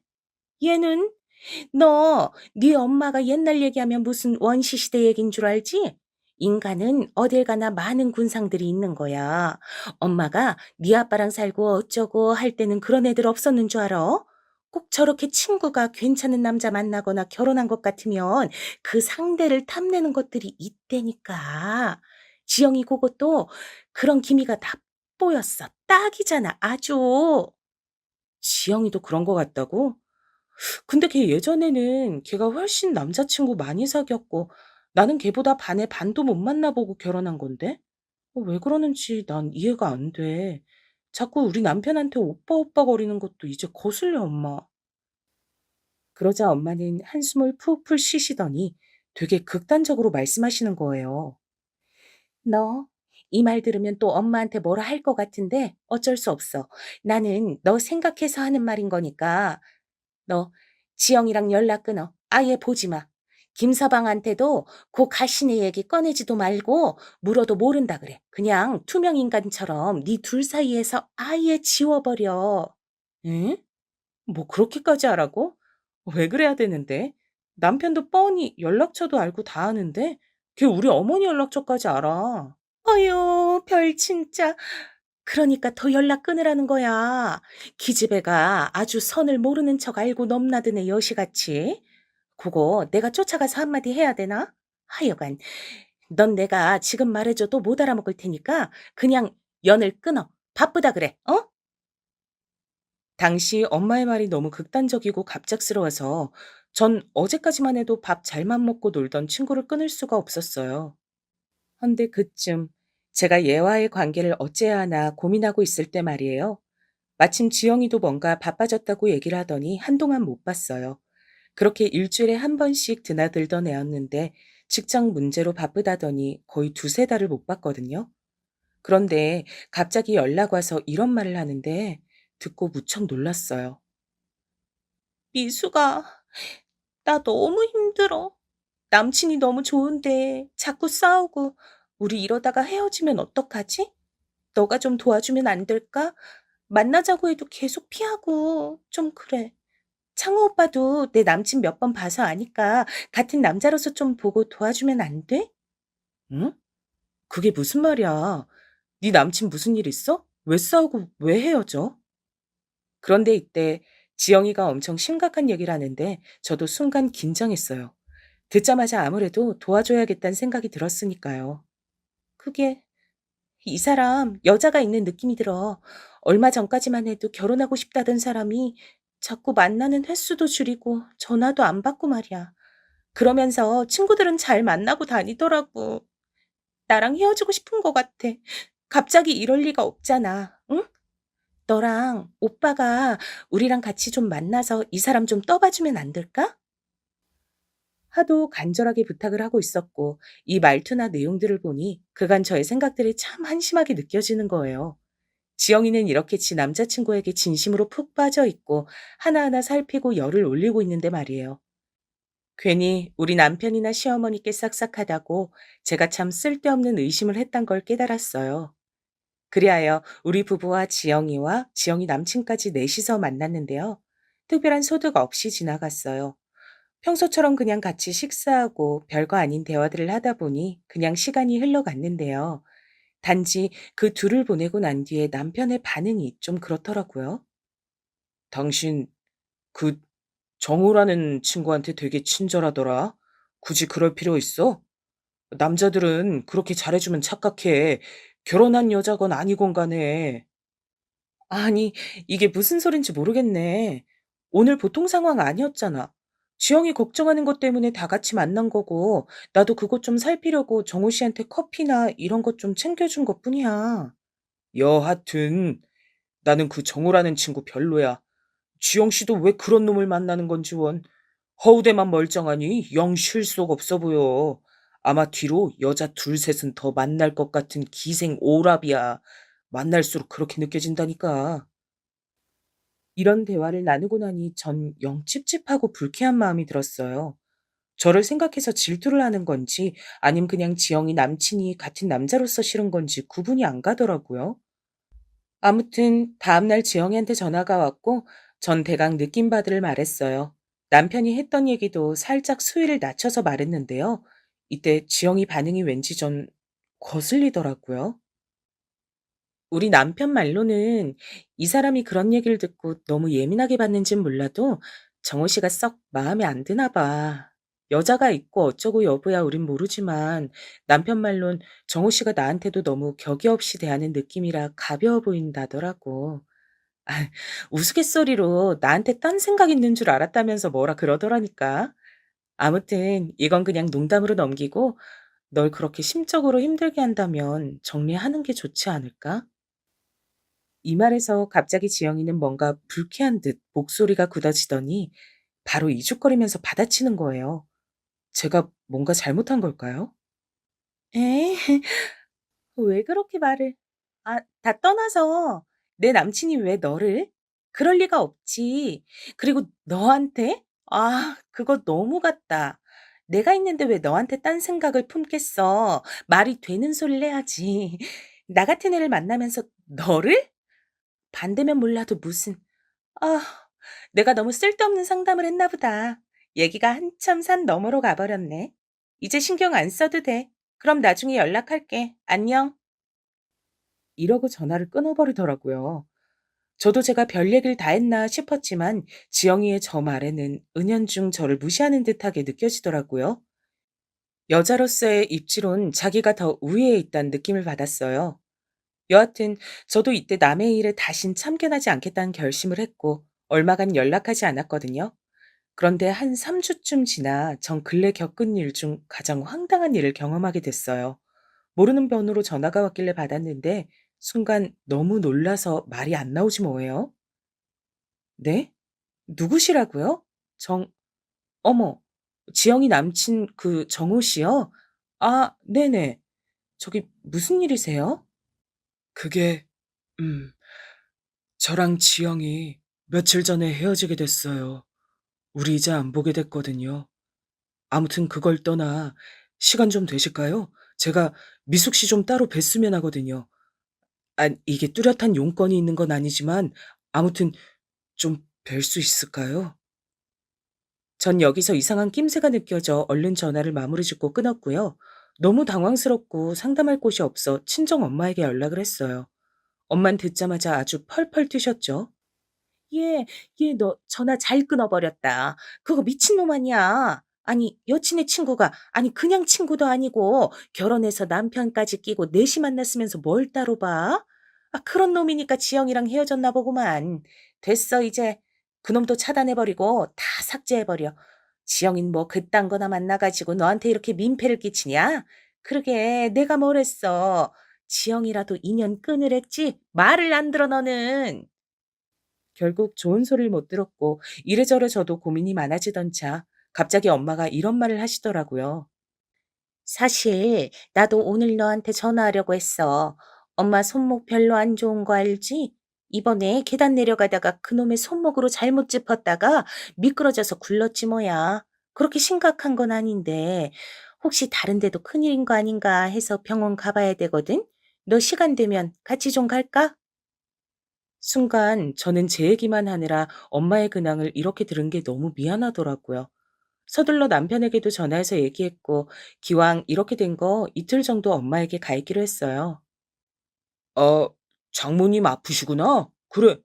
간 김에 말 맞다나 이틀 정도 자면서 좋은 시간 보내고 와. 내가 뭐 도울 것 있으면 연락하고. 수요일쯤 내가 연락할게. 데리러 가면 되지 뭐. 이렇게 의외로 남편은 신혼인데 제가 친정서 자고 온다는 걸 너그럽게 봐주더라고요. 사실 저랑 남편도 지영이 남친과 넷이 만나고 괜한 설전을 벌인 후 왠지 모르게 좀 대화가 적어진 편이었어요. 일단 친정 다녀와서 남편과 시간을 좀 보내야겠다는 생각을 했는데요. 그리고 엄마네 가서 같이 시간 보내는데 역시나 우리 부부 사이를 물어보시더군요. 니네도 얼른 애기 가지고 해야지. 그리고 남편이랑 대면대면한 상태였으면 여기로 오면 안 됐어. 어떻게 부부 사이 좋게 해결 보고 왔어야지. 김서방은 내가 볼 때 참 무뚝뚝해 보여. 그런데 너도 똑같이 그러니 뭐 문제가 생겨도 소가리만 할 것들 같단 말이지. 좌우지간 너 오래 있을 것 없어. 내일 그냥 집에 가. 나 괜찮으니까. 엄마는 한사코 등 떠밀며 가면서 저를 빨리 가라고 보냈고 이런 쓸데없는 야단이 기가 막혀 그냥 집에 왔는데요. 음, 이날 비밀번호를 누르고 집에 들어가던 그 순간은 저는 뭐라고 말하면서 설명하면 좋을지 모르겠네요. 다시 그 전으로 돌아가고 싶은 건지 아니면 그런 일이 있어서 잘 됐다고 해야 하는 건지 모르겠지만 아무튼 그날 저는 문을 열고 들어간 제 집에서 어마어마한 영화 같은 장면을 맞닥뜨리게 되었답니다. 절 제일 먼저 반긴 건 다름 아닌 지영이었답니다. 아, 미숙, 미숙아, 너 내일 온다고, 아니, 그렇죠. 이렇게 저를 알아보고 인사해 줬어요. 제 집에서. 이 집에 몇 번이나 놀러 왔지만 비밀번호 같은 건 알 리가 없을 테니 당연 누가 열어줘서 들어왔을 테고 얘가 저도 없는 우리 집에 이렇게 온 건 깜짝 파티라도 열어주러 온 것이었을까요? 그랬으면 현재 제가 이렇게 홀로 서 있는 입장이 되지 않았을 텐데 말이에요. 그리고 지영이는 뭔가 이벤트 해주러 왔다거나 단순히 집에 방문한 손님 같아 보이지 않고 이제 막 씻고 뽀얀 얼굴로 제 샤워 가운을 입고 서 있었어요. 저는 그 모습을 보고 짧게 읊조렸어요. 안방에서 씻고 나왔네? 내 옷을 입고 있어? 화장대에 걸쳐둔 거 그거 주워서 입었나 봐. 그거 빨아야 되는데 그냥 두고 나간 건데 딴 거 입을래? 그러자 지영이는 뭔가 잘못한 게 있는 사람처럼 바들바들 떨면서 마치 귀신을 본 양 말을 몇 번이나 더듬는 거예요. 씻고 나와서 추웠던 건지 입술을 막 떨고 있었어요. 미, 미숙아, 그게 아니라, 저기, 아니, 잠깐만. 그런 와중에 안방 화장실에서 곧장 수건을 머리에 뒤집어 쓰고 나온 건 바로 제 남편이었답니다. 역시 이 집에서 그러고 같이 나올 사람이 제 남편밖에 누가 더 있겠어요? 남편 역시 얼굴이 허옇게 질려서는 똑같은 말을 하더군요.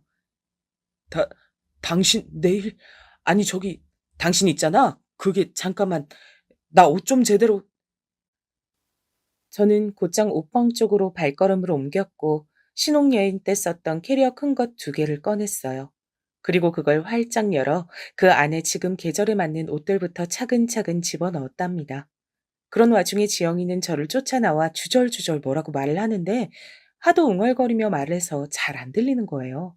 좀 시끄럽게 느껴져 저는 슬쩍 제지를 했어요. 뭐라 그러는지 하나도 모르겠네. 잠깐만, 나 짐 좀 정리하고. 아, 커피 마실래? 그러고 곧장 부엌으로 건너가 제가 즐겨 마시는 커피 머신 버튼을 눌러놨어요. 이때 요란스럽게 울리는 커피 분쇄하는 소리에 지영이와 남편은 거실에서 더 움직이지도 못하고 각각 무슨 멍청한 짐승 마냥 우뚝 서서 안절부절하고 있더라고요. 커피 마실 거야? 지금 별로 안 들어있는 것 같은데, 원두가. 일단 나 먼저 마신다. 제 말에 남편이 넋이 나간 얼굴로 소파에 크게 주저앉았고 그 광경을 본 지영이는 곧장 제 앞쪽으로 다가오더니 옷을 잡더라고요. 미숙아, 잠깐만. 저기, 나 말할 시간 좀 주라, 응? 저기, 너 많이 화난 거 알아. 할 말 있을 거 아니야, 너도. 얘기 좀 하자, 우리. 잠깐, 하던 것 좀 멈춰봐. 뭔 얘기를 해? 니네나 하던 거 멈추지 말고 잘 놀든가. 아, 내가 자리 피해줘야 되지? 나 이것만 마시고 금방 간다니까. 있어, 있어. 편하게 있어. 나 간다. 그러고 저는 커피잔을 들고 살살 식힌 다음 바로 후룩 마시고 싱크대에 쿼당하고 처박았어요. 다시 생글생글 웃으며 옷방으로 넘어가 캐리어 안에 옷들을 넣었고요. 우걱우걱 다 집어넣은 다음 캐리어를 딱 세워서 자글자글 바퀴 굴러가는 소리가 나도록 바닥에서 끌었답니다. 남편은 아예 머리를 쥐뜯으며 고개를 무릎에 파묻은 상태였고 전 그대로 나가 현관에서 신발을 신고 있는데 지영이는 이내 저에게 화를 내며 소리 지르는 게 아니겠어요? 야, 김미숙, 너 뭐야? 네가 뭔데 지금 그렇게 잘난 척이야? 네가 그렇게 잘났어?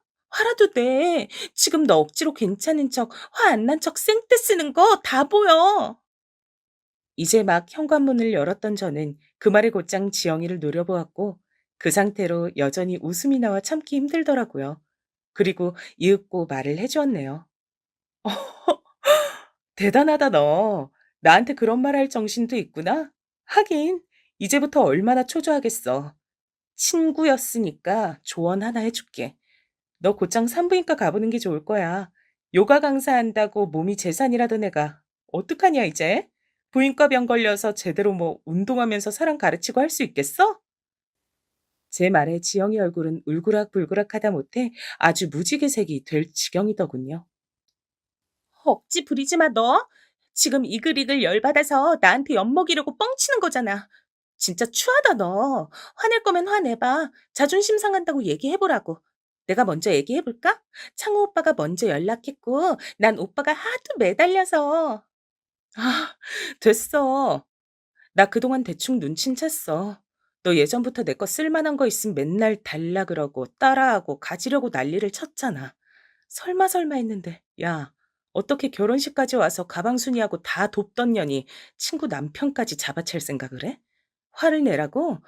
화는 진즉 그간 네가 내 남편이랑 아슬아슬 감정 타기 하면서 나 놀리는 거 느끼면서 그때 실컷 지옥이었어. 제 말에 남편은 일어서서 저를 아주 애원하는 눈으로 보며 비굴하게 쭈뼛거렸고 지영이는 자기가 생각했던 반응은 아니었는지 눈이 마구 흔들리더군요. 근데 너 진짜 멍청하다. 적당히 연애하는 기분만 내고 끝내던가 끝까지 가버렸어. 기어코? 그런 거 안 했으면 끝까지 나 놀려먹고 속으로 비웃어가면서 여자로서 입지는 내가 너보다 한 수 위라고 우리 남편 감정 잔잔하게 이용해가며 놀 수 있었을 거 아니야. 얼마나 재밌어 그거. 그치? 너 그동안 재밌어 죽겠었지? 어? 이때부터 지영이는 마구 일그러진 누군가와 싸우기 직전에 그 사나운 표정을 짓고 절 쏘아보며 이를 막 갈더라고요. 얼씨구. 왜? 어머, 무서워서 어떡하냐, 나? 뭐라도 던질 기세네. 하여간, 그렇게 적당히 놀고 말든가. 왜 잠자리하고 끝까지 갔어, 이 멍청아. 아, 이제 우리 남편도 아닌 그냥 저 사람 말이야. 몸에 아주 균이 드글드글 하거든. 나 부인과 치료 꾸준히 받고 있었고, 아기 갖는 거 좀 시간 늦춰야겠다고 너한테 상담했던 것도 그것 때문이거든. 이 말에 지영이 동공은 엄청 확장되는 듯 했고 남편은 제가 본인한테 상담 안 했던 얘기라 그런지 놀라서 뭐라고 반박하려 들더군요. 입 다물어. 입 열지 마 당신은. 그간 내가 거부한 건 다 원인이 당신 때문이었던 거야. 그것도 모르고 발정이 나서 와이프 친구한테 그 더러운 균을 또 옮기고 있었어? 하여간 당신도 당신이다. 지영이 넌 어쩔래?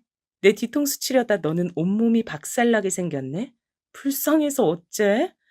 내가 써보고 버린 쓰레기를 네가 다시 굳이 주워가서 쓴다는데 뭘 맞겠어. 잘 써. 또 버리면 안 된다. 그러고 저는 캐리어를 질질 끌고 곧장 엘리베이터 버튼을 눌렀고 어안이 벙벙한 멍청이 둘을 두고 사라졌어요. 사실 저도 심장이 두근두근하고 미칠 것 같았는데 어쩌다 그런 대처를 했던 건지 스스로도 놀라울 지경이었네요. 맞아요. 이미 저는 충분히 머릿속에서 지옥을 오랫도록 겪어왔고 그 실체를 그날 눈으로 본 것뿐이었어요. 부인과를 다녀 남모를 고민을 안고 있던 것도 사실이었고요. 그렇게 저는 친정집에 왔고 엄마는 제 등을 마구 때려가며 화를 내셨네요. 이거사, 내가 그렇게, 아유, 이것들 어디 있어. 쫓아가서 다 쥐어 뜯어놔야겠다. 지영이 고년, 내가 그렇게 지한테 잘해줬는데 기어 이 사단을 내? 이걸 죽여 살려? 저도 새삼 들으면서 뒤늦게 분노가 밀려와서 속이 울렁울렁거리더라고요. 뻔뻔스럽게 내 옆에 붙어선 우리 집을 그렇게 드나들고 내 남편과 아슬하게 간보며 감정선을 타는 것 같더니만 그게 그저 단순한 예감이 아니라 진짜였다니요. 몇 번이나 캐치되는 뭔가가 있었지만 생각해보니 안타깝게도 그건 심증이었을 뿐 진짜 실물 증거는 못 되더군요. 엄마도 마침 이때 물으셨고요. 잠깐만 말이야. 너 증거 있어? 사진도 찍고 그러고 나온 것도 아니고 몸만 싹 나온 거 아니야. 아유, 뭐라도 어떻게 해놨어야 하나? 아유, 아유, 억울해 진짜. 그 말에 저는 정신이 번쩍 들었고 머릿속에 떠오르는 사람이 하나 있었어요. 누건 뭐건 간에 붙잡고 증거할 것만 제가 잡아내서 지영이와 남편을 정말 자근자근 숨도 못 쉬게 조이고 싶었거든요. 시간이 갈수록 저는 온몸에 분이 차올라서 머리에서 연기가 나지 않을까 싶을 정도로 점점 참기 힘든 상황이었어요. 그리하여 지영이 전 남친에게 연락을 한 거예요. 그 전 연락은 제가 야멸차게 끊어버렸는데 먼저 하려니까 좀 조심스럽더라고요. 아무튼 어렵게 전화를 걸었어요. 안녕하세요. 저기, 저번에 뭔가 할 말이 있으신 듯 했는데 그게 뭔가 해서요. 특별히 저한테 하실 말씀이라도 있으셨던 건가요? 이렇게 물으면서도 저는 만약 제 남편과 지영이의 한에 관련된 게 아니라 쓸데없는 용건이면 단칼에 자를 생각이었어요. 좀 떨리는 마음으로 꽤 불편한 상태로 연락해 봤는데 역시는 역시였답니다. 아, 안녕하세요. 사실 저도 그때 연락드리면서 조심스럽더라고요. 편하게 연락할 관계는 아니니까요. 근데 좀 외람되지만요. 거기 그쪽 남편분이랑 지영이 이렇게 말씀드리면서도 죄송하지만 그것 때문에 할 얘기가 있던 거예요. 솔직히 저도 잊어보려고 했는데 너무 분이 안 풀려서요. 여기서 저는 눈이 번쩍 뜨였고 심장이 쿵쿵쿵 뛰더라고요. 뭔가를 찾았다는 생각이 들기도 했고 반면 내가 그동안 의심해오던 불쾌한 상황들과 내가 직접 눈으로 봤던 증거 외에 뭔가를 또 보게 되는구나 싶어 일단 마음을 단단히 먹었어요. 얘기를 좀 나눠보니 이분은 훨씬 일찍 눈치를 챘더군요. 저는 진즉 알 수밖에 없었죠. 지영이네 집 자주 드나들었고 서로 핸드폰도 수시로 보는 사이였으니까요. 언젠가부터 안 보여주려고 했고, 아무튼 그들 관련해서 필요한 증거가 필요하시면 당장 보내드릴 수 있어요. 여기서 저는 침이 꿀꺽하고 넘어가더라고요. 일단 숨을 고르고 다시 들었어요. 안 그래도 제가 지영이랑 헤어진 건 걔가 그쪽 남편분, 그니까 창호 형님 이랬던가요? 그분과 몰래 연락하는 카톡을 봤거든요. 비밀 메시지로. 그래서 제가 먼저 4시 만나게 해달라고 요청했고 말은 안 하고 그날 그 형님 하는 낌새를 살핀 것뿐이에요. 그럼 정훈 씨가 만나자고 그 자리를 만드셨던 거예요? 저보고는 그렇게 말 안 했거든요. 정훈 씨한테 여자가 있는 것 같다고 좀 봐달라면서 4시 만나자고 했던 거예요. 근데 아니었나 보네요. 이 말에 이분은 왈칵 화가 났는지 못 참으시더라고요. 뭐라고요? 제가요? 웃기네요, 진짜. 제가 자기를 의심하니까 본인이 먼저 나서서 별 사람 아니다, 증명해주겠다, 그랬던 거예요. 그래 놓고 뭐요? 저한테 여자가 있어요?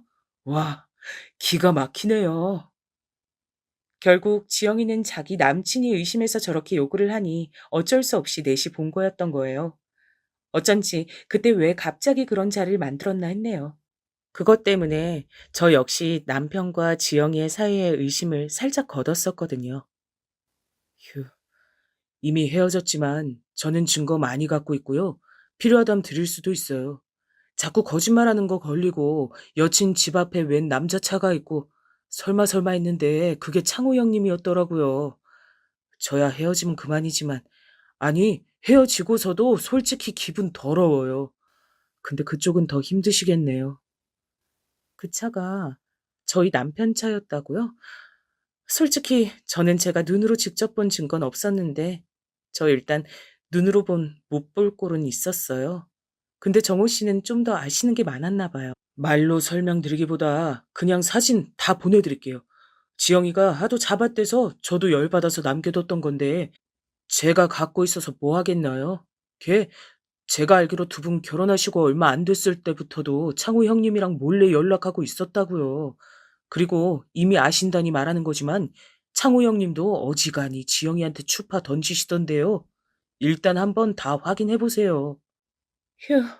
저는 이런 동정과 걱정까지 받아가면서 그 증거들을 다 받았고요. 뒤늦게 분노들이 추가적으로 몰려오면서 제 눈으로 확인한 증거들을 토대로 복수를 계획하게 됐어요. 왜냐면 정말 가관도 아니더라고요. 그중 저를 가장 열받게 했던 것, 넷이서 만난 날, 그날도 뒤에서 몰래 연락하면서 이딴 말을 짓거렸던 내역이에요. 오빠, 왜 미숙이한테 정호가 관심 있어 보인다는 쓸데없는 말을 했어? 미숙이가 그 짧은 순간 나보다 지가 더 이뻐서 내 남친이 관심 가진 줄 착각했을 거 아니야. 기가 막혀, 진짜. 걔는 맨날 나한테 밀렸어. 나한테 안 된다니까? 그건 그냥 내가 정호 씨한테 질투나서 한 말이야. 그날 보니까 꼴 보기가 싫더라고. 별 뜻 없이 한 말이야. 당연히 자기랑 와이프랑 어떻게 비교를 해. 자긴 내가 첫눈에 반해버린 사람인데. 진짜 심장이 멈추는 줄 알았다니까. 이따위 대화들을 나누면서 이들은 얼마나 스릴 있고 재밌었을까요? 계속 우리 남편이며 심지어 시어머니한테도 생글생글 웃어가며 계속 알짱거리던 지영이. 저한텐 전혀 그런 의도가 없는 듯 아주 뻔뻔하게 굴었어요. 저희 엄만 제발 조용히 끝내라 했지만 전 그러고 싶지 않았어요. 엄마, 나 평생을 인연한테 당한 기분이야. 이건 친구가 아니라 금수반도 못하고 짐승도 비교하기 불쌍할 정도야. 친구랍시고 보냈던 날들은 내가 지보다 못나 보이니까 편해서 어울렸던 건가 봐. 심지어 남편까지 불러서 관계까지 가져? 나는 좋게 끝내주고 싶지가 않아. 아유, 모르겠다. 네가 내 말을 언젠 들었냐? 그럼 다 됐으니까 너한테 손해만 안 가게 일 더 안 커지게 마무리 잘 해봐. 그렇게만 된다면 뭐가 문제겠어. 그리하여 저는 머리를 열심히 굴려 일단은 남편에게는 특별히 뭔가 경고를 한다든지 연락 같은 것을 일절 취하지 않았어요. 남편은 계속 안절부절 제 눈치를 봤고요. 잠깐 친정에서 머리만 식히겠다고 했더니 외려 벌벌 떨더라고요. 그, 그래, 여보, 나 기다리고 있을게. 기다리고 있어, 정말. 자기가 생각하는 그런 일들, 아니, 내가 다 잘못했어. 제발, 기다릴게. 연락 줘야 돼, 응? 우선은 저는 알겠다고 답하고 한숨을 훅 쉬며 끊었고요. 엄마 집에 있으면서 며칠을 고민해봤습니다. 남편도 남편이지만 지영이 인연을 먼저 싸그리 다 망가뜨리고 싶었어요. 뭔 낯짝인지 저희 친정집까지 찾아왔고 엄만 아무것도 모르는 척 애써 외면하고 들어오셨다더군요. 그거 미친년이야 진짜. 아직도 너랑 내가 만만한 거지. 할 말이 있다고 오해가 있는 것 같다면서 과일 바구니 들고 왔지 뭐냐. 나 당뇨 있어서 이런 거 못 먹는다고 너랑 연락을 하고 오던지 하라고 그냥 내보냈어. 으휴. 이 말에 저는 활활 타올라 빠르게 여기저기 알아보면서 자문을 구했고요. 급기야 일을 저질렀습니다. 그건 지영이가 요가 강사로 일하는 상가 커뮤니티에 익명의 글을 올려 유부남 꼬셔서 바람 피운 강사가 있다고 슬쩍 인상착의를 흘리는 일이었어요. 그리고 많은 이들이 보도록 조회수가 한 1000이 될 때까지 기다렸다가 삭제해버렸습니다. 결국 소문은 순식간에 퍼졌는데요. 반응이 바로 왔던 건지 지영이는 저한테 한 3일 뒤쯤 전화해서 난리를 치더군요. 김미수, 너 이런 애였어? 제대로 확인도 안 하고 내가 그렇게 설명한다고 했는데 너 나를 유부남이랑 바람난 상간녀로 만들었더라? 난 그런 글 쓴 적 없는데? 그리고 그거랑 상관없이 너 웃긴다. 상간녀 타이틀 막상 머리에 써보니까 분해? 아니라는 증거 한번 촘촘히 따져서 줘봐 그럼. 그리고 생사람 잡지 마. 내가 썼단 증거 있어? 지영이는 여지껏 대학 일에 살아오며 자기한테 순둥하게 받아주기만 하던 제가 반격한 것에 꽤 충격을 받았더라고요. 그리고 남편에게도 통보했어요. 나는 당신이랑 다시 살아볼 생각인데 계속 지영이 만날 거야? 만날 거면 난 이혼당하기 억울해서 시댁에 다 알리고 당신 회사 팀에도 알려서 자문을 좀 구해보고 싶어. 어떻게 하고 싶어? 이 말에 기겁을 한 남편은 그날 저한테 걸리고 꽤 인간답지 못한 삶을 살았던 건지 허겁지겁 수습하려 들더군요. 나, 나도 당신이랑 살 거야. 정말 설명할 기회를 줘. 지영 씨, 아니, 그 친구. 정말 다신 안 봐. 연락도 될 뭣도 없이 다 지워버리고 정리할게. 나한테 기회를 줘. 제발. 여보! 그래서 저는 알겠다고 했고, 지영이에게 곧장 전화해서 약을 올렸습니다. 진짜 이런 날이 올 줄 몰랐네요, 정말. 어떻게? 글 올린 범인은 찾았어? 요가 학원 망하게 생겼다며. 이제 어떡할 거야? 네 말 듣고 나도 그 커뮤니티 가입해서 봤더니 난리가 났더라. 너 상간녀로 찍혀서 그렇게 회원들이 환불하고 상가 건물에 항의했다며? 세상에 남편 뺏긴 아줌마들이 되게 많나 봐. 감정이입해서 다 너한테 폭탄을 쏟아버렸나 보네. 이, 이, 왜 전화했어? 너 진짜 죽을래? 이게 정말? 저는 지영이가 대꾸할 시간도 주지 않고 바로 세게 쪼아댔어요. 그건 그렇고, 넌 어떡할래? 우리 남편이랑 더 만날 거야? 부인과는 가봤어? 약이라도 빨리 먹어야 되는 거 아니야? 학원 잘리는 것보다 몸 난리 나는 게 먼저잖아. 그래야 잘려도 어디 가서 일을 구하지. 그러다가 너 실업자 돼. 어쩌려고 그래? 야, 이게 진짜 네 말 다 개뻥인 거 알거든? 나 몸 멀쩡해. 말 나왔으니까 말인데. 좋아. 이제 다 까놓고 말하자. 내가 뭐 좋아서 만났겠어? 네가 그 사람 외롭게 했다며. 그렇게 너로는 만족이 안 된다고 징징거리는 거야, 창호 오빠. 얘기 좀 들어주다가 술김에 그렇게 된 거야. 나 그렇게 나쁜 애 아니다. 전 웃기지도 않아서 바로 받아쳤어요. 어머, 얘 좀 봐. 사람 말을 개똥으로 하네? 너도 지금 똑똑히 들어서 알고 있는 거 아니야? 내가 그 사람 외롭게 했다고? 왜 외롭게 했겠어? 균이 옮아서 병원 다녀야 되니까 거리둔 거였지. 그 말을 듣고도 생각을 연결할 줄을 모르네, 너? 진짜 멍청하다, 지영아. 머리가 안 되니까 몸으로 돈을 벌어야 되는데 그 몸으로 일이나 할 수 있겠냐고. 그리고 우리 남편, 이제 너 안 만난대. 제 말에 멈칫한 지영이는 그나마 지보다 돈 있고 멋있어 보이는 우리 남편이 지를 버릴 리 없다고 생각했나 봐요. 어? 야, 너 웃기지 마. 어디서 이간질이야. 나 어제도 오빠랑 있었어. 웃기고 있네, 진짜. 와, 세기의 사랑이네. 그래서 안심했어? 너랑 왜 있었는지 이유야 나는 모르지. 너 적당히 갖고 놀다 버릴 건가 봐. 좀 전에 나한테 네 욕을 그렇게 하더라. 아쉽다. 녹음해서 들려줄 걸 그랬나 봐. 너 직장도 잘리고 우리 남편한테 버림받고 불쌍해서 어떡해? 그러자 지영이는 저에게 욕을 해대는데 전화 끊어버렸어요. 이후로 저는 그간 받아둔 증거들을 싹 모아서 남편에게 이혼 통보를 했답니다. 안 하겠다고 하지 않았냐던 남편이 난리를 치고 물고 늘어지고 어머니까지 오셔서 마구 항의를 하시길래 저는 증거들 다 제시했어요. 회사에 다 불겠다고 엄마까지 나섰고요. 어머니, 지금 너무 주제를 모르시는 것 같아요. 이혼 안 한다 그랬으면서 이러는 게 어딨냐고요? 어머니 아들이 며느리 친구랑 놀아난 건 눈 감고 안 보고 싶으시죠? 자꾸 이러시면 저 괘씸죄로 계속해서 더 돈 요구할 거예요. 어머니 아들 회사에도 다 불어버릴 거고요. 어머니는 결국 이런 부분에서 멈칫하시고 남편도 저한테 뭐 입이 100개라도 할 말이 있겠나요? 그리고 상간녀 소송까지 걸어 지영이 년이 돈 없다고 악을 쓰는 걸 걔네 엄마한테까지 알려서 기어이 받아냈네요. 이런 일로 연락드리기 싫었는데 진짜 어쩔 수가 없어서요. 이번에 돈 안 주시면 저 화병 나서 죽을 것 같아요. 진짜 사고 칠 것 같은데 그냥 이 돈 주시고 딸 뒤처리 하실래요? 아님 일 크게 만드실래요? 간만에 연락이 된 지영이 어머니는 이 소식에 기겁을 하셨고 어쨌건 본인 자식 편을 서서 뭐라 수습하시려다 결국 돈 주시고 연락 끊으시더군요. 그리하여 저는 이래저래 금전적으로는 없는 것보다 나은 돈 잘 받아 챙겨 이혼했고요. 지영이는 대학 동기인 친구한테 들은 얘기로 오죽 지인이 없고 뭐가 없으면 거기까지 연락이 가서 일자리를 소개시켜 달라 했다네요.